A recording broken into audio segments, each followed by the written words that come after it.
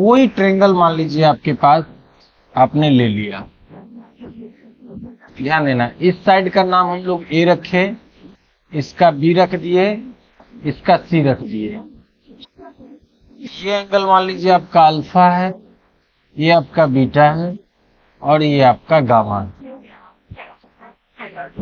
देखो यहाँ a square equal to relation क्या कहता है कोसाइन वाला, आप क्या स्टार्ट किए, a square equal to b square plus C square, b square plus -2, ध्यान से सुनना है, -2 BC कॉस गामा। सामने वाला एंगल क्या है, कॉस गामा। चलो अब बी स्क्वायर इक्वल टू तो ए स्क्वायर प्लस सी स्क्वायर -2AC, अब इसके सामने वाला एंगल कॉस अल्फा, सुन रहे हो। फिर उसके बाद आपका next C square equal to A square plus B square -2AB cos beta, ये कोसाइन रूल। अब इसमें if gamma tends to 90 degree, अब राइट एंगल ट्रायंगल की बात करेंगे ना, तो अगर गामा मान लो कि तुम्हारा 90 डिग्री हो गया, तो जब ही तुम्हारा गामा 90 डिग्री होगा तो अब तो तुम ये डायग्राम को तो तुम ऐसे बनाओगे, ये तुम्हारा क्या आ गया 90 डिग्री, गामा इक्वल टू, और ये तुम्हारा अल्फा एज यूजुअल और बीटा तुम्हारा एज यूजुअल, ये ए, ये बी और ये सी। एकदम ध्यान से सीखना है, मैथ्स वाले सर तो बताएंगे ही, यहाँ जो हम बता रहे हैं एकदम वन टाइम में रिकॉर्ड करेगा दिमाग में, है ना। क्या हो जाएगा, ये आपका ए हो गया, बी हो गया, सी हो गया। अब कोसाइन रूल हमारा क्या है, अब देखो ये जब तुम्हारा 90 डिग्री एंगल हो गया तो ये तो तुम्हारा हाइपोटेनस हो गया, ये तुम्हारा मान लो बेस या एक इसमें परपेंडिकुलर, दोनों में से कोई एक बेस होगा, कोई एक परपेंडिकुलर होगा, लेकिन आपका साइड ए जो है ये तो हाइपोटेनस हो ही गया उसके 90 डिग्री होने से। तो देखो तो यहाँ से a square equal to b square plus C square -2BC, cos gamma तो कॉस 90 ना, कॉस 90 का वैल्यू 0, तो पूरा ये टर्म तो आपका a square equal to b square plus C square आएगा। समझ में आया। अगेन फिर से ध्यान देना है, if alpha equal to 90 degree, alpha को तुम क्या किए हो 90 कर दिए हो, तो देखो तो अल्फा को जब ही तुम 90 करोगे ये ऐसे हो जाएगा ना, तो अल्फा तुम्हारा यहाँ पे क्या 90, अब देखिए यहाँ पे ये तुम्हारा एंगल कौन सा हो गया गामा, और ये तुम्हारा बीटा। देखो तुम्हारा ये एंगल, ये सी, ये सी, ये ए और ये बी, है ना। तब चलो तो अल्फा वाला रिलेशन हमारा ये ना है, तो हम इसका यूज करेंगे। तो देखो तो B square equal to A square plus C square -2AC cos 90, cos 90 का वैल्यू, तो B square equal to A square plus, कोई दिक्कत। अगला स्टेप समझ में आया, मैं क्या समझाना चाह रहा हूं, समझ में आया। अरे हाइपोटेनस का स्क्वायर इक्वल टू बेस का स्क्वायर प्लस परपेंडिकुलर का स्क्वायर, पाइथागोरस थ्योरम पढ़े हो ना। तो अगर हमारा ये कोसाइन फॉर्मूला अगर सही है तो हम ट्रायंगल में एक एंगल को अगर हम लोग 90 ले लेंगे, तब हमारा अगर रिलेशन सही आ रहा है, यानी हमारा गिवन फॉर्मूला भी सही है, हाँ या ना। तो चलो अब हम यहाँ पे हम लोग किस एंगल की बात कर रहे हैं, हम लोग बीटा को क्या कर रहे हैं 90 डिग्री, है ना। तो बीटा को 90 किए तो ये आपका हो गया गामा, हाँ या ना, और ये हो गया आपका अल्फा। ये कौन सा साइड ए, ये कौन सा, और ये हो गया ना। अब क्या रिलेशन है तुम्हारा, c square equal to A square plus B square -2AB cos 90, अरे कॉस 90 का वैल्यू, तो यानी देखो तो आपका यानी हर कंडीशन को क्या ये फुलफिल कर रहा है ना। तो अब चलो मेरे प्यारे बच्चों, कल मैंने जो पैरेललोग्राम में मैंने आपको कोसाइन रूल को लिखा था, या फिर ट्रायंगल लॉ में, है ना। तो चलिए तो वेक्टर वाले मामले में आ जाओ, स्टार्ट करें। वेक्टर वाले मामले में एकदम ध्यान देना है। मान लीजिए हमारा ए वेक्टर है, ये बोले तो आपका बी वेक्टर है, ये ए वेक्टर और ये बी वेक्टर, है ना। ध्यान देना है। तो देखो तो आपका ये क्या हो जाएगा, यहां से यहां इसको अगर मिला दिए तो रिजल्टेंट वेक्टर, ठीक है। हम फॉर्मूला यहाँ पे ध्यान देना है कि ये एंगल जो आपका, ये एंगल अगर बोले तो ये आपका क्या आ गया, थीटा, हाँ है ना। तो ये आपका थीटा, इसको आप मान लो कि मानते हो बीटा, और इसको मानते हो आप अल्फा, अल्फा मान लेते हैं, है ना। तो क्या फॉर्मूला हम लोगों का आया है, जरा ध्यान देना है यहाँ पे, बोलो जल्दी। R square equal to A square minus 2 plus 2ab cos theta आया फॉर्मूला में। अरे फॉर्मूला में आया है, हाँ है ना। अब देखो ये भी कोसाइन फॉर्मूला ही है, ये भी कोसाइनिक फॉर्मूला है। सर कैसे? तो देखो आर के सामने वाला एंगल तो ये ना है, अभी यहाँ पे तुमने ए के सामने वाला एंगल को कहाँ लिखा, ये ए के सामने वाला एंगल कौन है, गामा।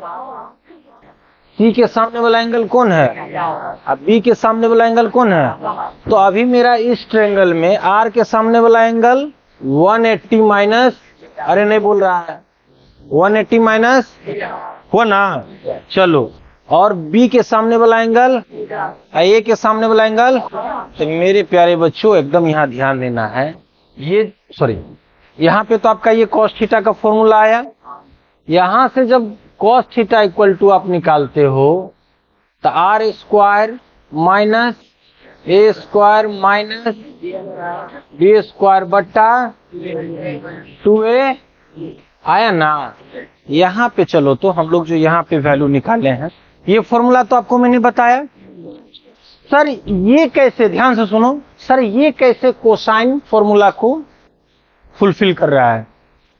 तो देखो ना, आर स्क्वायर, मैं अब लिखता हूं, आर स्क्वायर निकाल रहे हैं ना, आर स्क्वायर इक्वल टू क्या हो जाएगा, plus B square minus, minus लिखोगे ना, अरे कोसाइन फॉर्मूला, तो यहां ध्यान दो, minus A B cos 180 minus theta लिखोगे।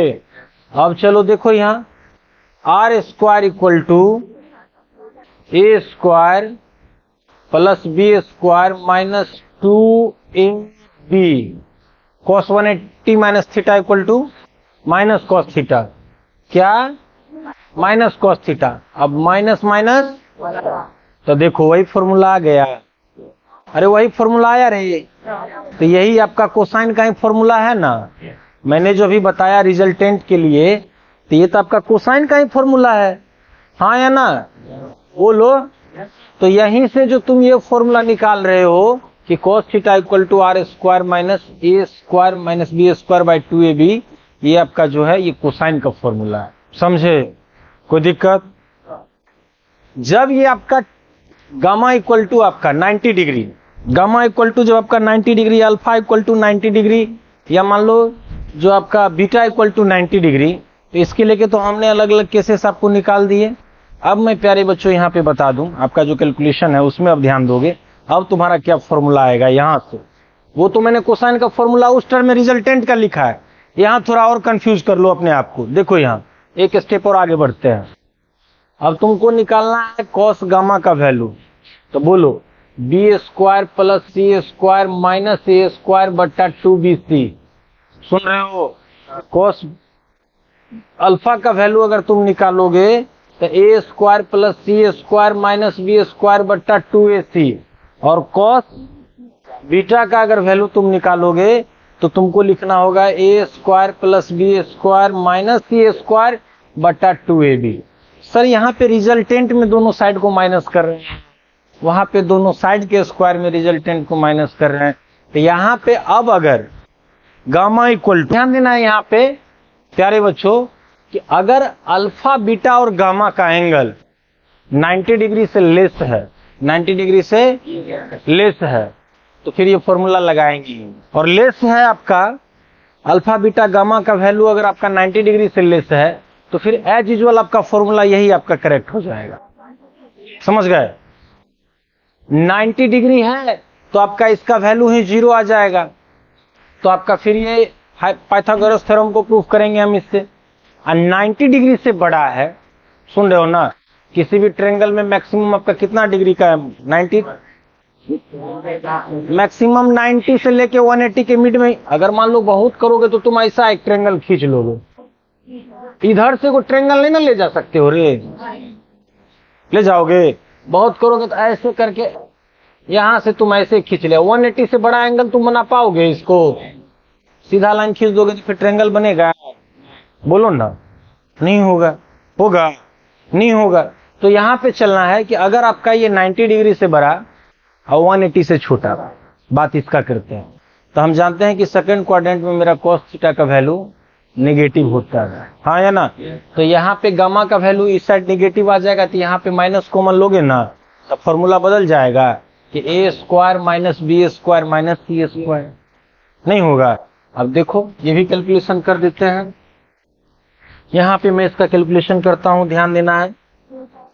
क्या देखो तो, if gamma equal to 120 degree, ठीक है, तो क्या लिखा तुम यहाँ पे कि cos 120 degree equal to b square plus C square minus A square बट्टा 2bc। cos 120 का वैल्यू आपका होता है -1/2। cos 120 को लिखिएगा cos 180 माइनस 60, हाँ या ना?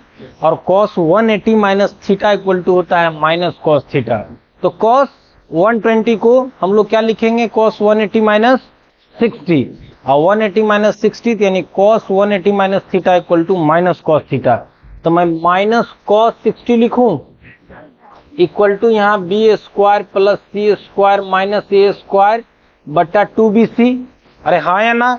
तो देखो यहाँ पे अब cos 60 यहाँ माइनस रहने देते हैं, यहाँ माइनस में कॉमन ले लूं तो क्या हो जाएगा? A square minus B square minus c square बट्टा 2bc, माइनस से माइनस, तो cos 60 इक्वल टू तुम्हारा कितना आ गया? A square minus B square minus आ गया। तो यहाँ पे जो तुमने cos थीटा इक्वल टू जो तुमने निकाला है आर स्क्वायर माइनस ए स्क्वायर माइनस बी स्क्वायर, क्या ये तुम्हारा अकॉर्डिंग टू वेक्टर्स डायग्राम ये जो एंगल तुम्हारा है ये 180 से बड़ा है या छोटा? छोटा है। और 90 से, तब ना ये फॉर्मूला आया। यहाँ भी आपका 90 से बड़ा है और 180 से छोटा है, तब ना ये फॉर्मूला आया। तो ये ध्यान रखना है कि जब अल्फा बीटा गामा का वैल्यू अगर आपको 90 से छोटा है तो फिर एज यूजुअल जो फॉर्मूला है मेरा वही होगा। अगर इक्वल टू 90 डिग्री है तो पाइथागोरस थ्योरम को फॉलो कर रहा है, और ग्रेटर देन 90 लेस देन 180 है तो हम इसको फिर कैलकुलेशन करके जो प्रोसेस करके जो फॉर्मूला हमारा आएगा वो रिलेशन हो।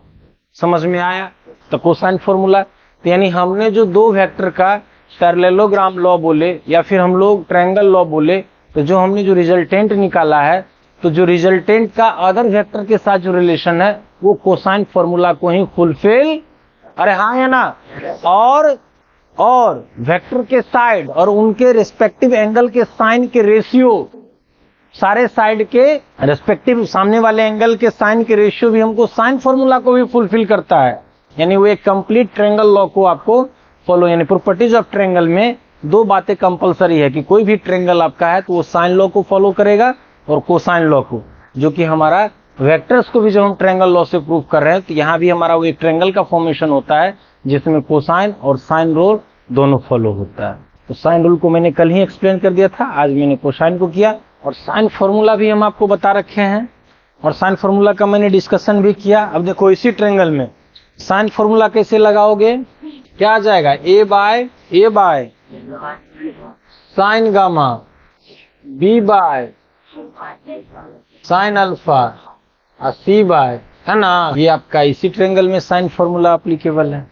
यहाँ पे अगर वेक्टर का बोले हम लोग तो चलिए r vector by sine 180 minus theta, यही करोगे ना?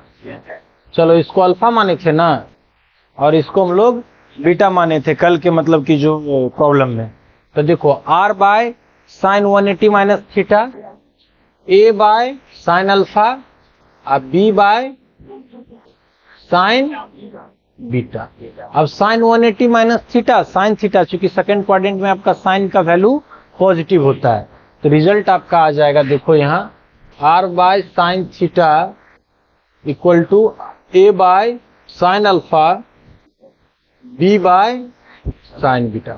मैंने कल आपको साइन बीटा का फॉर्मूला भी निकाला होगा अलग से, इसी के टर्म में बताया था।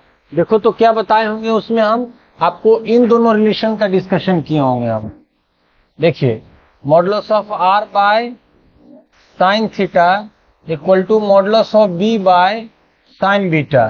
तो यहां से आपका साइन बीटा इक्वल टू आ गया था modulus of b sine theta by modulus of r. अगर बोले तो यहाँ पे पूरा इसका हम लोग एक्सपेंड करके अगर लिखेंगे तो modulus of b sine theta और आर इक्वल टू क्या रे प्यारे बच्चों, a square plus B square plus 2ab और कॉस थीटा। ये मैंने रिलेशन लिखा था कल, क्या आप लोग लिखे हो कॉपी में? हाँ, तो चलिए, तो हम लोगों का ये भी डिस्कशन कंप्लीट हुआ। अब लिखिए आप लोग डेफिनेशन, चूंकि हम लोग हर जगह पे रिजल्ट निकाल रहे हैं ना, रिजल्टेंट वेक्टर। तो what do mean by resultant vector? तो मैंने आपको बताया है कि 2 और मोर देन 2 का रिजल्टेंट वेक्टर वह वेक्टर है जो वो सारे मिलके जो इफेक्ट देते हैं वो अकेला सिंगल ये इफेक्ट करता है, तो उन सभी वेक्टर्स का वो रिजल्टेंट कहलाता है। तो इसी को हम लोग डिफिनेशंस में ऐड करेंगे। लिखा जाए रिजल्टेंट वेक्टर ऑफ 2 और more than 2 vectors is defined as that single vector comma which produce the same effect as is produced by individuals vectors together, individual vectors together। इसका मतलब ये हुआ कि रिजल्टेंट वेक्टर 2 और मोर देन 2 वेक्टर्स के, मतलब 2 और मोर देन 2 वेक्टर्स का जो रिजल्टेंट वेक्टर है वो सेम इफेक्ट प्रोड्यूस करता है जो 2 या 2 से अधिक यानी 2 और मोर देन 2 इंडिविजुअल वेक्टर्स जो है वो जो आपस में सब साथ मिलके जितना करते हैं उतना एक सिंगल आपका करता है। उस सिंगल वेक्टर को हम लोग क्या बोलते हैं? रिजल्टेंट वेक्टर बोलते हैं। समझ गए? अब चलो, अब थोड़ा सा एक चीज और, हमने तुमको डिफिनीशंस जो नोट कराया था उस डिफिनीशन में मैंने बताया था कि आपको वेक्टर्स के बारे में कि the physical quantity which have magnitude and direction, but this definition is not sufficient for vector. The vectors quantity which have magnitude and direction and they must obey law of addition, that is associative law and commutative law. अब ये associative law और commutative law क्या है sir, ये जानना है अभी हम लोगों को, है ना, कि what do mean by associative law and commutative law. Set theory आप पढ़ेंगे तो वहां पे वो लोग अपने अकॉर्डिंग उसको डिफाइन करेंगे।